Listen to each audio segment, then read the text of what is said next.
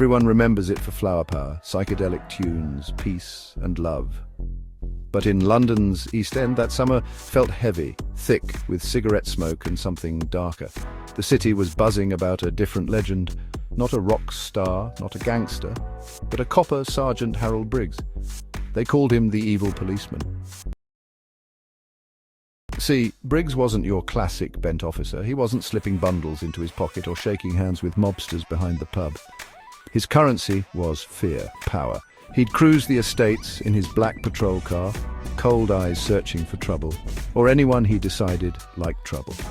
He terrorized immigrants, smashing up market stalls, mocking their papers, making sure they felt like outsiders. And if you crossed him, if you got brave or just unlucky, you might disappear for a few days. Maybe you'd come back limping and silent, haunted by the memory.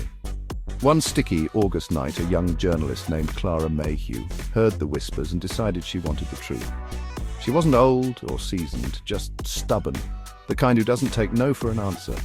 She followed Briggs, notebook in hand, her courage barely bigger than her camera. She saw him drag a teenage boy off a motorbike, beat him till he bled, and plant pills in his jacket, all in the shadows like he'd done it 100 times before. Clara clicked the shutter. The sound was barely a breath, but Briggs heard it. Their eyes met, and she ran. 2 nights later, someone trashed her flat on her typewriter, a note. "Keep writing, girl, and you'll never write again." Her editor pleaded with her to stop, but Clara kept digging, coaxing witnesses from the shadows, a Jamaican shopkeeper, a dock worker, a grieving mother. The more she learned, the more terrified she became, and the more sure she was that the truth had to come out. That September, Clara's article exploded across London.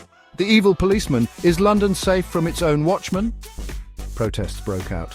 The commissioner promised an inquiry. And Briggs? He vanished. Some said he skipped town with a fake passport. Others claimed he still lurked in the alleys, stripped of his badge but burning with fury. Years later, Clara would tell the story again. The 60s had plenty of villains. But in London's East End, the scariest thing wasn't a gangster. It was a man in uniform, hiding in plain sight. And mothers still whisper, even now, "Don't be out late or the evil policeman will find you."